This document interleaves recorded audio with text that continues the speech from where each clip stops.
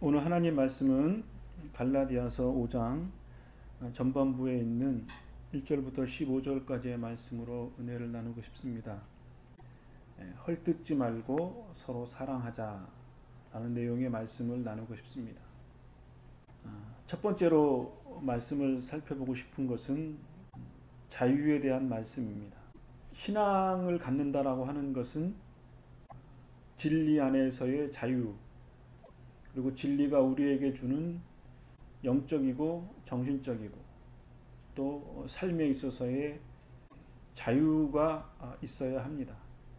그런데 그 자유롭지 못하고 갈라디아에서의 주제의 내용처럼 율법의 종이 됨으로써 새로운 율법에 매여서 자유를 누리지 못하는 그러한 삶의 모습이 갈라디아서의 교회에 산재되어 있었다는 사실을 우리가 지금까지 여러 번에 걸쳐서 살펴본 바가 있습니다.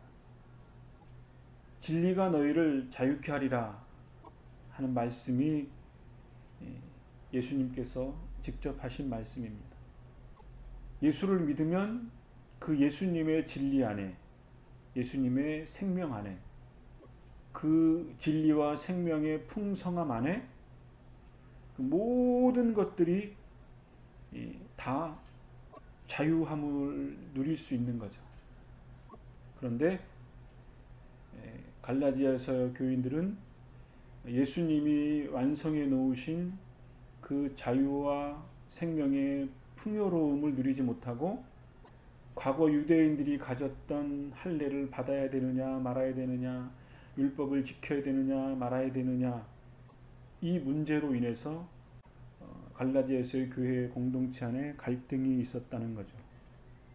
오늘 5장의 말씀에도 보면 바울이 할례 문제로 인해서 핍박을 받았다는 표현이 있으니까 아마 갈등이 상당히 심했을 것이라고 여겨집니다.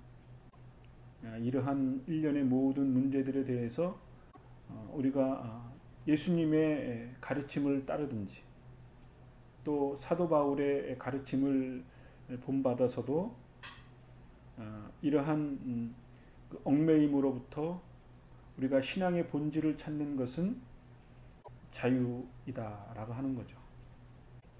오늘 본문의 말씀에도 보면 1절에 이렇게 기록되어져 있습니다. 그리스도께서 우리를 해방시켜서 우리는 자유롭게 되었습니다. 그러므로 굳게 서서 다시는 율법의 종이 되지 마십시오.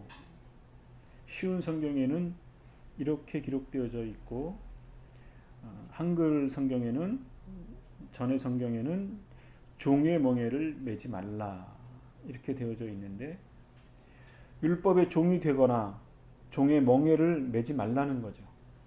왜냐하면 그리스도께서 우리를 자유롭게 해방시키셨기 때문에 그렇다는 거죠. 이 사실은 우리에게 있어서 매우 중요한 말씀이라고 여겨집니다. 과거의 모든 얽매임으로부터 자유롭게 되어지는 것, 그것이 예수님이 우리에게 주신 근본적인 복음의 내용이라고 이해할 수 있기 때문입니다. 요한복음 8장 34절의 말씀에 보면 예수께서 대답하시되 진실로 진실로 너희에게 이르노니 죄를 범하는 자마다 죄의 종이라. 종은 영원히 집에 거하지 못하되 아들은 영원히 거하나니 그러므로 아들이 너희를 자유롭게 하면 너희가 참 자유로우리라 고 말씀하셨습니다. 사도 바울도 로마서 8장에 그러므로 이제 그리스도 예수 안에 있는 자에게는 결코 정죄함이 없나니 이는 그리스도 예수 안에 있는 생명의 성령의 법이 죄와 사망의 법에서 너를 해방하였다고 했습니다. 예수님이 완성하신 십자가의 사건, 부활의 사건, 하나님 우편에 앉아 계신 사건, 그 완전하신 하나님의 구속의 역사로 말미암아 우리는 참 자유자가 되었고, 이 세상에 있는 그 어떠한 올가미로 정죄하는 개념들이 있다 할지라도 그 개념보다 예수님이 주신 자유가 더 크고 위대하고 완전하다 이거죠. 그래서 예수 그리스도 안에 있는 생명의 성령의 법이 모든 것들을 자유롭게 해방하셨다, 해방시키셨다라고 하는 것이 복음의 말씀인 것이죠. 영적으로 자유롭다라고 하는 것, 사람이 율법 아래서 행복을 도모하는 경우도 있을 수 있을 겁니다. 억압으로부터 그 안에서의 어떤 자유도 있겠죠. 사람이라는 것은 참 놀라워서 부함은 부한 대로, 자유로움은 자유로운 대로, 반대로 어려움은 어려운 대로, 힘들면 힘든 대로 그 상황에 잘 적응하게 돼 있거든요. 그러한 그 적응 속에서 자유를 누리기도 하거든요. 그래서 우리들이 그러한 삶의 다양한 환경 속에서 우리 각자의 노예가 되기도 하거든요.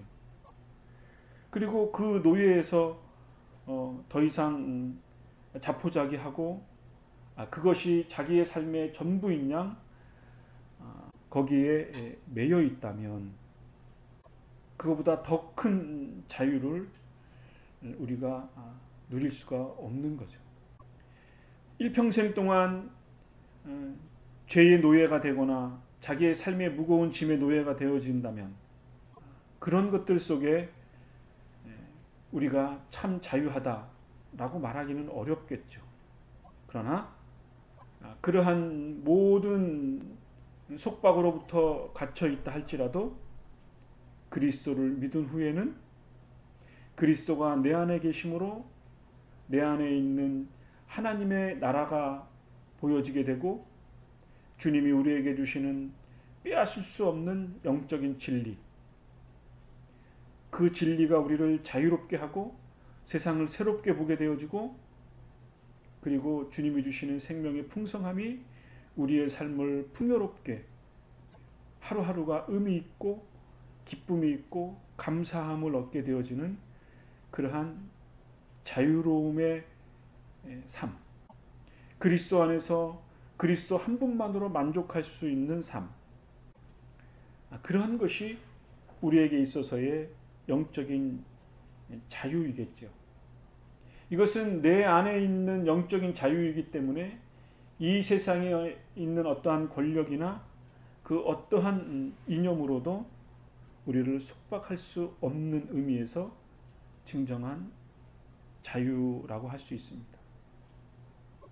그렇기 때문에 주님께서 주신 이 참 자유를 우리가 알고 또한 누리면서 살아간다는 것이 중요한 거죠. 갈라디아서는 종의 멍에에 다시 매여 있는 상황이 반복되어져 있는 것입니다. 율법을 따르거나 죄의 습관을 쫓거나 헛된 풍습을 쫓거나 당대의 철학 사상, 그러한 헛된 것들을 추종하는 것으로부터 끊을 때만, 그리스도 안에 있을 때만 참 자유를 얻을 수가 있는 거죠. 그래서 에베소서 4장 17절에는 이렇게 말씀하고 있습니다. 그러므로 내가 이것을 말하며 주 안에서 증언하노니 이제부터 너희는 이방인이 그 마음에 허망한 것으로 행함같이 행하지 말라. 마음에 허망한 것으로 행하지 말라는 거죠. 그러면서 하시는 말씀이 그들의 총명이 어두워지고 그들 가운데 있는 무지함과 그들의 마음이 굳어짐으로 말미암아 하나님의 생명에서 떠나 있다는 거죠. 세속적이고 세상적인 허망함과 그것을 쫓음으로 우리의 마음과 우리의 영혼이 무지해지고 마음과 영혼이 굳어짐으로 하나님의 생명에서 떠나게 된다는 거죠. 그러니까 거기에는 영적인 자유함이 있을 수가 없는 거죠. 그런 어리석음으로부터 우리는 벗어나 그리스도 안에서의 참된 자유를 다시 회복해야 한다는 거죠. 왜 그러냐면 갈라디아서를 통해서 계속적으로 반복되어지는 말씀이지만 율법으로는 의롭지 못하기 때문에 그런 것입니다. 2절부터 말씀에 보면 여러분이 할례를 받고 율법으로 돌아간다면 그리스도는 여러분에게 아무런 도움이 되지 못합니다. 내가 다시 모든 사람들에게 경고합니다. 여러분이 만약 할례를 받는다면 여러분은 율법 전체를 지켜야 합니다. 할례를 받는다라고 주장하는 갈라디아에 있는 유대인들이 있다면, 그리고 그 할례를 강제로 집행한다면 유대인들이 지켰던 모든 율법을 다시 지켜야 한다 이거죠. 행할 의무를 가진 자라고 옛날 성경에는 표현되어져 있는데 율법 전체를 다시 행할 의무를 가진다 이거죠. 여러분이 율법을 지켜서 의롭다함을 얻으려 한다면 여러분은 그리스도에게서 끊어지고 하나님의 은혜에게서 멀어진다는 거죠. 그러니까 율법으로는 의롭지 못하고 그리스도의 은혜와 그리스도의 자유와 생명의 풍성함을 누릴 수가 없고, 유대인들이 죄의 노예 속에 갇혔던 율법을 다시 준수하는 행할 의무만을 갖는 그런 족쇄를 다시 차게 된다는 거죠. 로마서 4장 25절에는 이렇게 말씀합니다. 예수님은 우리의 죄 때문에 죽임을 당하셨고 우리를 의롭게 하시려고 다시 살아나셨습니다. 그 말씀하셨습니다.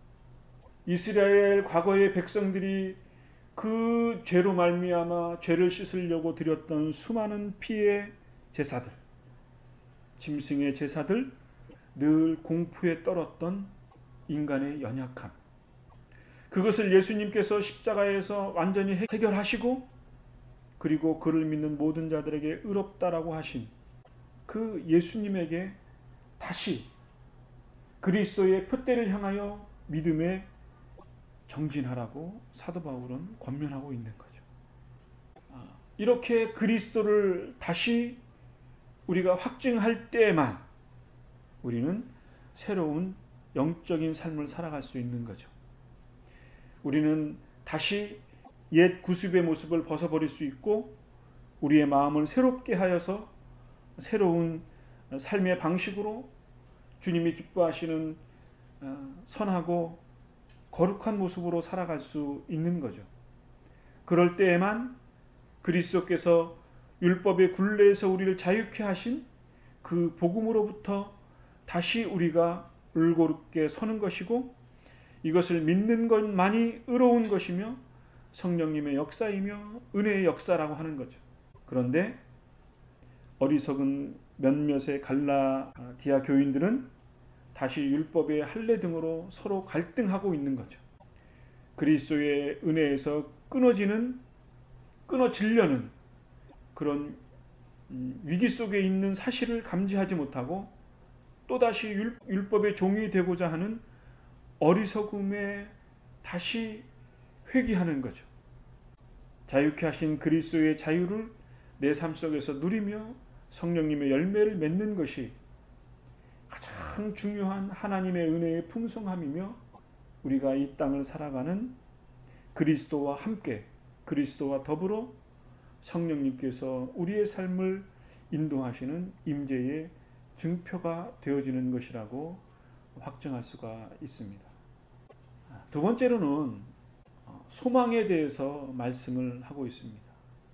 5절 말씀에 보면 그러나 우리는 성령의 도우심을 받아 우리가 거짓된 허황된 율법을 다시 지켜야 한다라고 하는 그러한 반론들이 있을지라도 그럼에도 불구하고 우리는 성령의 도우심을 받아 믿음으로 의롭다 여김을 받는 이 소망, 그리스도를 믿음으로 의롭게 되어지는, 성령님께서 내 안에서 말씀하시고 나의 마음을 동요하고 내 삶의 전인격이 그 뜻에 따라야 한다라고 하는 성령님의 도우심을 받는 이 간절한 소망이 우리를 의롭게 의로움으로 화한다는 거죠.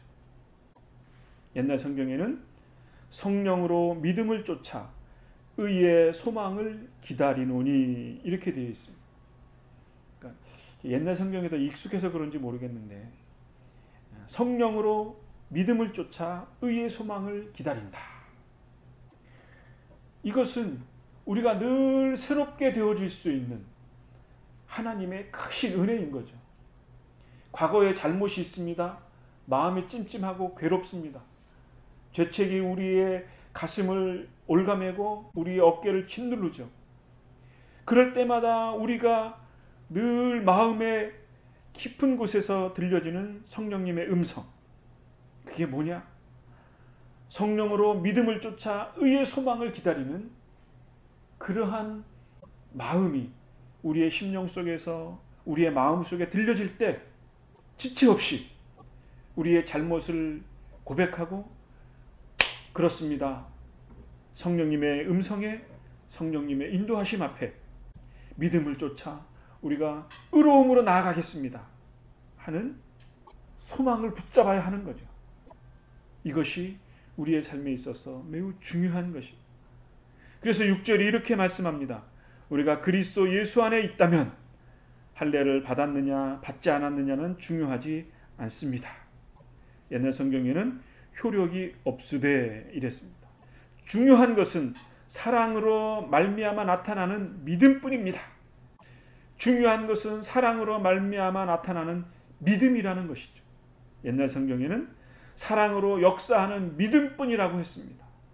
사랑으로 역사하는 믿음, 성령님의 도우심으로 사랑으로 역사하는 믿음만이 우리를 새롭게 하고 우리가 모든 과거의 구속으로부터 새롭게 되어지는 하나님의 은혜를 풍성하게 다시 힘입을 수 있다라고 하는 것입니다. 그렇기 때문에 진리를 막는 유혹으로부터 벗어나야 한다는 거죠. 우리의 삶 속에는 수많은 유혹들이 있습니다.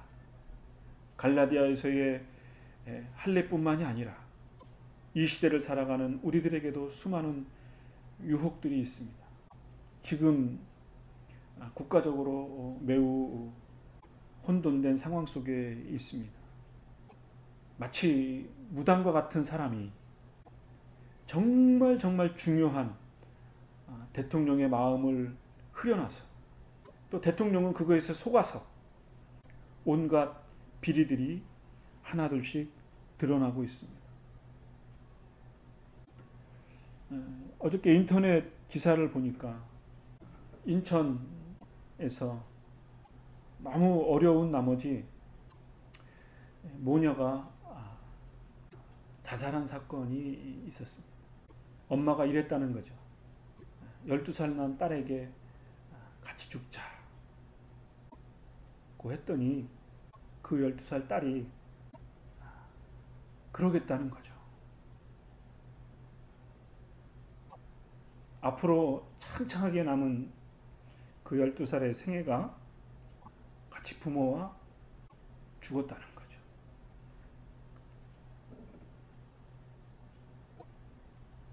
만약에 그 모녀에게 약간의 희망을 얻을 수 있는 돈이 있었다면 그런 선택을 하지 않았겠죠. 그런데 정말 사악한 무리들은 수십억을, 수백억을 강탈하는 이 한국의 현실, 그러고도 떳떳하고 당당하게 느껴지는 이 어둠의 현실 속에 토요일마다 수십만의 군중들이 모여서 의분을 토하고 있습니다. 정말 걱정스러운 것은 중고생들까지 합류하고 있다는 사실. 한편으로는 섬찟함을 느낍니다. 이러한 삶의 부조리한 현실들, 우리가 자유롭지 못하는 그 모든 불의로부터 우리의 삶을 엄숙한다 할지라도 진리를 막는 유혹으로부터 우리는 진리를 발견하고 그 진리에 순종하려는 삶의 의지가 동반되어야 하는 것이 참된 그리스도인의 삶이라고 여겨집니다. 7절에도 8절에도 이렇게 말했습니다. 여러분은 지금까지 잘 달려왔습니다. 그런데 누가 여러분을 막아 진리를 따르지 못하게 합니까? 그런 유혹은 여러분을 부르신 분에게 나오지 않았다고 했습니다. 진리를 막는 수많은 유혹들, 불의한 것들, 그것은 하나님으로부터 나온 것이 아니고 우리를 자유케 하려고 오신, 자유를 완성하시고 자유를 누리라고 하신 그 자유로부터 오신 그리스도로부터 온 것이 아니라 우리는 이것을 엄중하게 받아들여야 합니다. 이 불의한 진리를 따른다면 우리는 심판을 받을 것이라고 말씀합니다.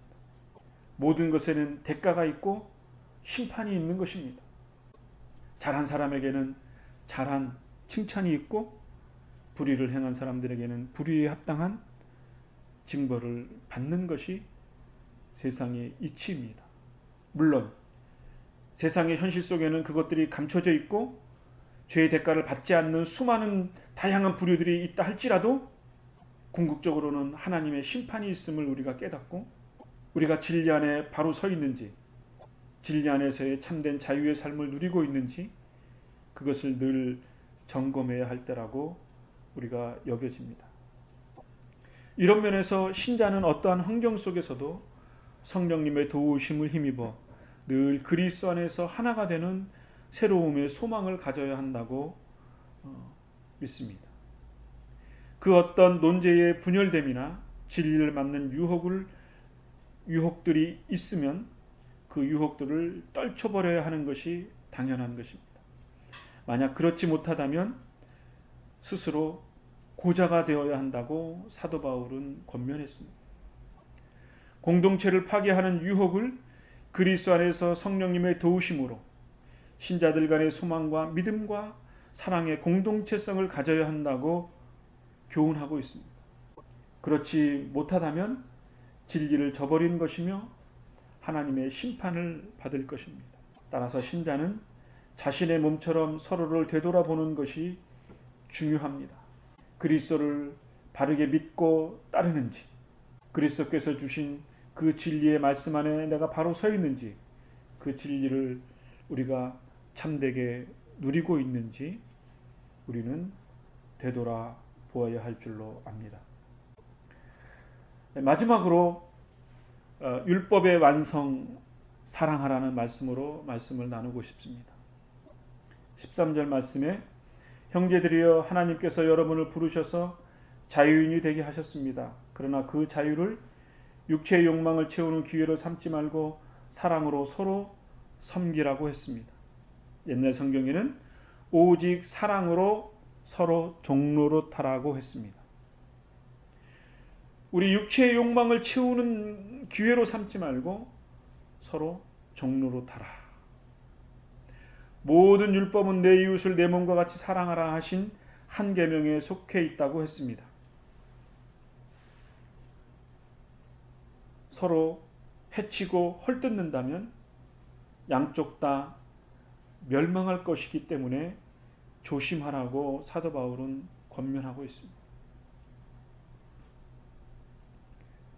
서로 헐뜯고 해치고 험담하고 분당하고 서로의 잘잘못을 들추어내고 증폭시키고 파당을 짓는다면 그것은 양쪽 다 멸망할 것입니다. 디모데 후서 2장에는 이렇게 말씀합니다. 15절부터 18절 말씀에 너는 진리의 말씀을 옳게 분별하며 부끄러울 것이 없는 일꾼으로 인정된 자로 자신을 하나님 앞에 드리기를 힘쓰라. 망령되고 헛된 말을 버리라. 그들은 경건하지 아니하며 점점 나아가나니 그들의 말은 악성 종양이 퍼져감과 같은데 그 중에 후메네오와 빌레도가 있다고 했습니다. 망령되고 헛된 말을 버리라는 거죠. 그리고 진리의 말씀에 따라서 옳게 분별하고 부끄러움이 없는 충성된 그리스도의 일꾼이 되라. 이렇게 사도 바울은 권면하고 있습니다. 그게 무엇인가? 분열하지 말고 서로 자기 자신을 돌아보아 진리에 따라 순종하고 그 진리 안에서 자유함을 누리라 이거죠. 과거에 잘못된 것들을 다 고백하고 인정하고 새로움으로 나아가라. 그 새로움으로 나아가는 것이 한 마음과 한 뜻을 이루어 서로 사랑하는 것입니다. 레위기에서도 이렇게 말씀합니다. 내 형제를 미워하는 마음을 품지 말고 형제가 잘못을 하거든 타일러라. 그렇게 하지 않으면 그의 잘못 때문에 내 죄를 뒤집어 쓰게 될 것이다 하고 말씀했고, 18절에는 사람들이 너에게 나쁜 일을 했다 해도 복수를 하거나 앙심을 품지 말고 내 이웃을 내 몸과 같이 사랑하라. 나는 여호와이다라고 말씀하셨습니다. 예수님께서도 이렇게 말씀하셨습니다. 마태복음 5장 44절에 나는 너희에게 말하기를 너희의 원수를 사랑하라. 너희를 박해하는 사람들을 위하여 기도하라. 그러면 너희가 하늘에 계신 하나님의 아들이 될 것이라. 너희 아버지는 악한 사람이나 선한 모두에게 햇빛을 비추고 의인과 죄인에게 비를 내려주신다. 만일 너희를 사랑하는 사람만 사랑한다면 무슨 상을 받을 수 있겠느냐. 심지어 세리도 그만큼 하지 않느냐 라고 말씀하셨습니다. 정말 두려운 말씀입니다. 우리를 박해하는 사람이 있으면 기도하라는 거죠. 너희를 미워하는 사람들을 사랑하라는 거죠. 세상 사람들도 그렇게 한다. 일반 세리들도 자기에게 잘 대주는 사람에게는 세를 깎아주죠. 그것이 세상 사람들도 할 수 있는 것인데, 나와 반대되는 사람들, 나에게 해를 끼치는 사람을 위하여 기도하고 그를 사랑하는 것. 그 사랑이 모든 것을 덮고 모든 것을 완전케 하고 모든 것을 자유케 하는 복음인 거죠. 인간으로서는 할 수 없으되 완전하신 하나님의 아들이시며 완전한 인간이신 예수님께서 십자가의 죽으심으로 완성하신 하나님의 사랑입니다. 그 본과 가르침에 따라서 우리도 할 수 없는 일이지만 그 뜻에 순종하려는 성령님의 음성 앞에 우리의 자신을 내어 맡겨야 할 줄로 압니다. 교회 안의 문제들로 인해서 서로 분쟁하며 다툼이 일어난다면, 그리고 서로 저주하기까지 한다면 그 교회는 주님께서 기뻐하시는 교회가 아닐 것입니다. 서로 물고 싸워서 멸망하지 않도록 우리가 한 몸인 것을 잊지 말아야 할 줄로 압니다. 자신을 온전히 지켜서 거룩함에 이르는 하나님의 사람들이 되어지기를 간절히 소망합니다. 혼돈스러운 이 한국의 현실도 한 마음을 이루어서 온전한 자유를 얻게 되어지는 그러한 소망이 있기를 간절히 기대합니다. 하나님께서는 그리스도를 통해 죄의 본성에서, 죄악의 습성에서, 삶의 모든 문제들에서 우리를 자유케 하셨습니다. 비본질적인 율법의 할례로 서로 헐뜯어 분쟁을 일삼아 서로 멸망치 말아야 할 줄로 압니다. 자신의 욕망을 채우는데 힘쓰지 말고 내 몸처럼 원수까지도 사랑하는 모든 율법이 이에 달려 있습니다. 그리스도께서 하신 것처럼 서로 사랑하라. 원수를 사랑하고 원수를 위하여 기도하는 것이 주님의 말씀입니다. 성령님의 도우심을 힘입어 나 자신의 영혼을 정결케 하고 교회와 이 어두운 사회의 모든 공동체가 서로 사랑함으로써 사랑을 확증하는 신령한 모습, 경건된 모습이 이루어지기를 간절히 소망합니다. 기도하겠습니다.